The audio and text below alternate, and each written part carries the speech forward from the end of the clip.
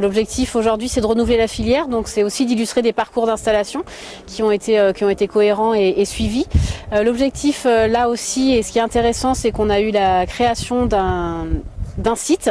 Donc il y avait déjà, l'exploitant était installé sur un site au milieu du village. Il s'est délocalisé pour pouvoir installer sa femme et augmenter le cheptel et travailler dans des conditions correctes.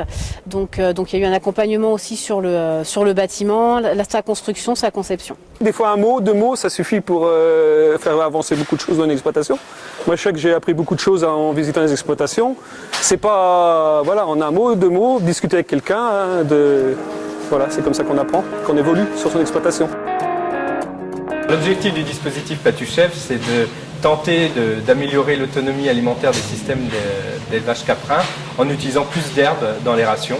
Le public de cette journée de visite est vraiment très diversifié et très intéressant, c'est très riche, puisqu'on va vraiment avoir un public d'éleveurs et techniciens internationaux, avec une délégation venant de Russie, mais on va également avoir donc des jeunes, des futurs éleveurs avec des étudiants qui sont là, et également donc des éleveurs qui viennent également se renseigner.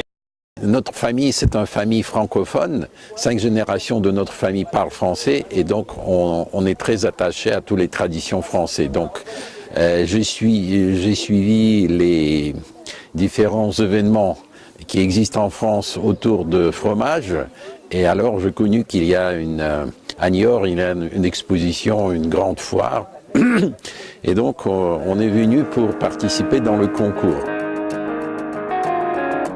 Pour nous, ce qui était important en venant ici, c'était de mettre en lumière une ferme où les exploitants ont fait le choix, suite à un incendie qui a tout mis par terre, de repartir, ce qui n'est pas forcément évident à cet âge-là, et justement d'anticiper plein de choses, de préparer justement leur départ à la retraite, la transmission, et on sait que c'est un point très important de notre filière, on manque de jeunes.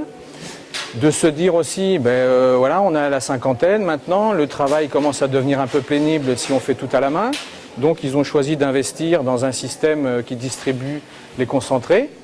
Et également au niveau de la salle de traite, pour travailler dans de meilleures conditions. Et puis l'aspect sanitaire avec un système de désinfection des manchons. On avait plusieurs solutions, soit tout arrêter, soit reconstruire avec l'indemnité simplement, soit essayer de rebondir et de faire un choix différent. Il faut expliquer aux jeunes que c'est un travail qui est très agréable, qu'on peut en vivre bien.